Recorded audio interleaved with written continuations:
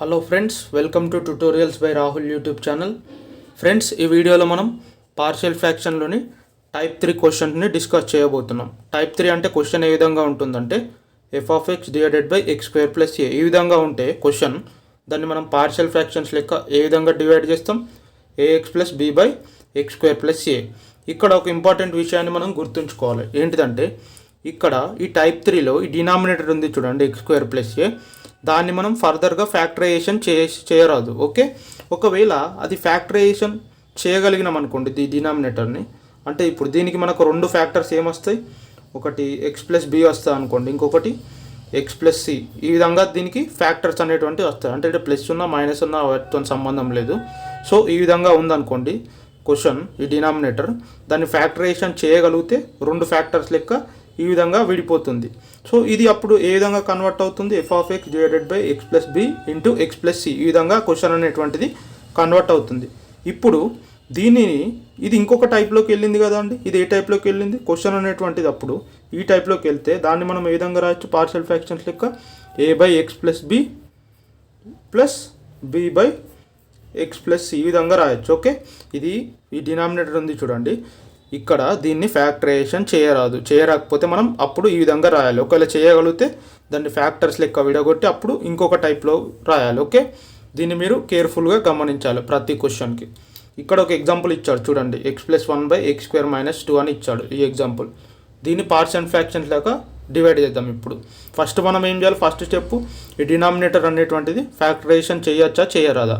So X square minus 2 ఉంది చూడండి, దీన్ని మనం ఫ్యాక్టరైజేషన్ ఫర్దర్గా చేయరాదు కాబట్టి మనం ఈ టైప్ ఫార్ములాని యూజ్ చేయాలి. ఇక్కడ చూసుకోండి, ఇక్కడ క్వశ్చన్ని మనం ఫస్ట్ యాజిటీజ్గా రాసాం, తర్వాత ఈ ఫార్ములాని యూజ్ చేసి దాన్ని పార్షియల్ ఫ్రాక్షన్స్ లెక్క ఈ విధంగా రాస్తాం. ఇప్పుడు మనకి ఏ వాల్యూ బి వాల్యూ తెలియాలి. అది ఎలా తెలుసుకుందామో ఇప్పుడు చూద్దాం. ఇక్కడ ఇటు దిక్కు డినామినేటర్ అనేటువంటిది క్యాన్సిల్ అయింది.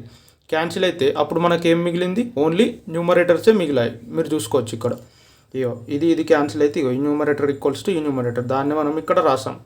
సో దీన్ని ఈక్వేషన్ 2 అనుకున్నాం. ఈ 2ని ఇంకొక విధంగా కూడా రాయొచ్చు. ఏ విధంగా అంటే ఇప్పుడు 1 ఇంటూ ఎక్స్ పవర్ 1 ఏమవుతుంది, ఎక్సే అవుతుంది కదా.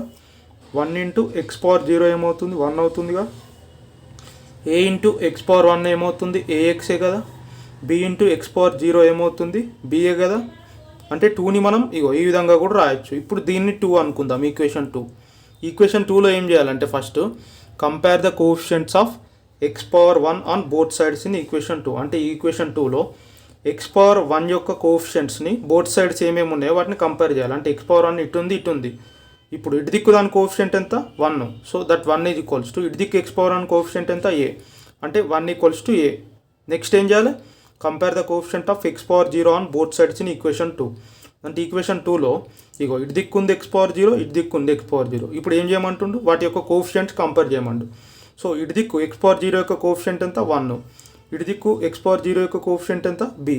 అంటే 1 ఈక్వల్స్ టు బి. అంటే ఏ ఈక్వల్స్ టు ఏమవుతుంది, 1 అవుతుంది. బి ఈక్వల్స్ టు 2 అవుతుంది. ఈ ఏబి వాల్యూస్ని ఈ ఈక్వేషన్ 1 చూడండి, దీంట్లో సబ్స్టిట్యూట్ చేస్తే వచ్చిందే మనకు ఆన్సర్. ఇప్పుడు ఈ ఏబి వాల్యూస్ని దీంట్లో సబ్స్టిట్యూట్ చేస్తే మనకి ఏమొస్తుంది, 1 ఇంటూ ఎక్స్ ప్లస్ 1. ఓకే, ఇది ఏ, ఇది బి. ఈ విధంగా మనం ఇచ్చిన క్వశ్చన్ని సాల్వ్ చేయొచ్చు టైప్ 3. ఓకే, దీన్ని మనము విత్ ఇన్ 1 సెకండ్లో కూడా సాల్వ్ చేయొచ్చు. పెన్ అండ్ పేపర్ యూజ్ చేయకుండానే క్వశ్చన్ ఇవ్వగానే మనం ఆన్సర్ని తెప్పియచ్చు. 1 సెకండ్, అంతకంటే ఎక్కువ టైం పట్టదు. దాన్ని ఎలాగో ఇప్పుడు మీరు చూడండి. ఫస్ట్ ఇచ్చిన క్వశ్చన్ ఈ విధంగా ఉంది కదా అండి. సో దీన్ని రెండింటిని ఇది ఇస్తే మనం ఈ విధంగా రాయాలి. ఈ రెండింటిని కంపేర్ చేయాలి. కంపేర్ చేస్తే ఈడ ఎక్స్ స్క్వేర్ మైనస్ 2 ప్లస్ ఈడ ఎక్స్ స్క్వేర్ మైనస్ 2 ఉన్నది.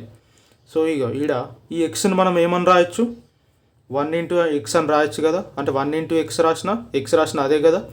So 1 into X plus 1. అంటే ఇప్పుడు ఈ న్యూమరేటర్ కంపేర్ చేయరు. ఈడ ఎక్స్ ప్లేస్లో ఎక్స్ ఉంది, ఏ ప్లేస్లో ఏముంది, 1 ఉంది. బి ప్లేస్లో ఏముంది, 1 ఉంది. అంటే ఏ ఈక్వల్స్ టు ఏమవుతుంది, 1 అవుతుంది. బి ఈక్వల్స్ టు ఏమవుతుంది, అది కూడా 1. సో అదే వచ్చింది కదండి, ఇక్కడ చూసుకోండి, A equal to 1, B equal to 1. So ఈ విధంగా మీరు కంపేర్ చేసినట్టయితే మీకు ఆన్సర్ అనేటువంటిది పెన్ అండ్ పేపర్ యూజ్ చేయకుండా విత్ ఇన్ 1 సెకండ్లోనే వస్తుంది. ఇది short cut procedure. Okay, next మీరు ఇంకొక క్వశ్చన్ చూడండి కావాలంటే. ఈ క్వశ్చన్ ఇచ్చాడు, దీంట్లో ఏబి వాల్యూస్ ఎంతనో ఫైండ్ అవుట్ చేయమని అడుగుతున్నారు.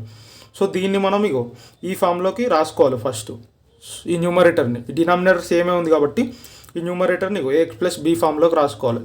ఎట్లా రాసుకోవాలంటే ఇక్కడ చూడండి, 3x ప్లస్ 0 అన్న 3x అన్న అదే కదా. సో ఇగో ఇప్పుడు ఈ రెండింటిని కంపేర్ చేస్తే ఇక్కడ ఏ ప్లేస్లో 3 ఉంది, సో ఏ ఈక్వల్ టు 3 అవుతుంది.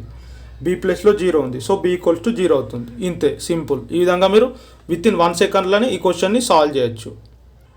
ఇప్పుడు మీరు ఇంకో క్వశ్చన్ చూడండి. ఫస్ట్ ఇక్కడ కూడా ఏబి వాల్యూస్ అడుగుతున్నారు. ఫస్ట్ ఇచ్చిన న్యూమరేటర్ని ఏఎక్స్ ప్లస్ బి ఫామ్లో కన్వర్ట్ చేయాలి. కన్వర్ట్ చేస్తే మనకి ఏమొస్తుంది, 1x ప్లస్ 0 అంటే 1 ఇంటూ ఎక్స్ ఏమవుతుంది, ఎక్స్ అవుతుంది. 0కు 0 అంటే ఇది మొత్తం ఏమవుతుంది, ఎక్స్ అవుతుందిగా. సో ఈ న్యూమరేటర్ని ఈ ఫామ్లో కన్వర్ట్ చేస్తే 1 ఇంటూ ఎక్స్ ప్లస్ 0 అవుతుంది. సో ఇక్కడ ఏ ప్లస్లో ఏముంది, 1 ఉంది, so A equal to 1. B ప్లస్లో ఏముంది, 0 ఉంది, సో బి ఈక్వల్ టు 0. ఈ విధంగా మనం ఇచ్చిన క్వశ్చన్ విత్ ఇన్ 1 సెకండ్లోనే సాల్వ్ చేయొచ్చు. ఓకే, ఇప్పుడు ఇంకొక క్వశ్చన్ చూడండి. X by 1 minus X square అని ఇచ్చాడు. దీన్ని పార్షియల్ ఫ్రాక్షన్స్ లెక్క రిజాల్వ్ చేయమని అడుగుతున్నారు. ఇక్కడ ఓకే, దీన్ని మనం ఏ విధంగా చేస్తాం, A X plus B by 1 minus X square అని రాస్తాం. ఇలా రాయొచ్చా, రాయరాదు. ఎందుకు రాయరాదు అంటే ఫస్ట్ మనం ఏం చెక్ చేయాలి, ఇచ్చిన క్వశ్చన్లో ఈ డినామినేటర్ అనేటువంటిది దానికి ఫ్యాక్టరైజేషన్ చేయొచ్చా చేయరాదా అనేటువంటి చెక్ చేయాలి. ఇక్కడ ఈ డినామినేటర్ని ఫ్యాక్టరైజేషన్ చేయొచ్చు. ఫ్యాక్టరైజేషన్ చేస్తే మనకు ఏమొస్తాయి ఫ్యాక్టర్స్, 1 ప్లస్ ఎక్స్ ఒకటి వస్తుంది, ఇంకొకటి 1 మైనస్ ఎక్స్ అనేది ఒకటి వస్తుంది. అంటే ఇప్పుడు ఇది ఉంది చూడండి, 1 మైనస్ ఎక్స్ స్క్వేర్ని మనం ఏమని రాయొచ్చు, 1 స్క్వేర్ మైనస్ ఎక్స్ స్క్వేర్ అని రాయొచ్చు. అంటే ఏ ఫార్ములా లెక్క ఉండదు, A square minus B square formula లెక్క ఉంది.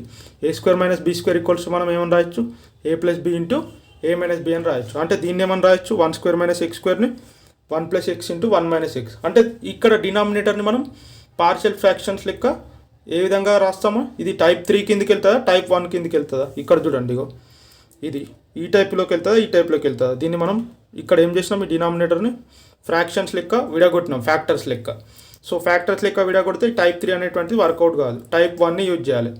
సో ఇచ్చిన క్వశ్చన్ని మనం దీన్ని ఈ డినామినేటర్ని ఫ్యాక్టర్స్ లెక్క విడగొడితే ఈ విధంగా వచ్చింది.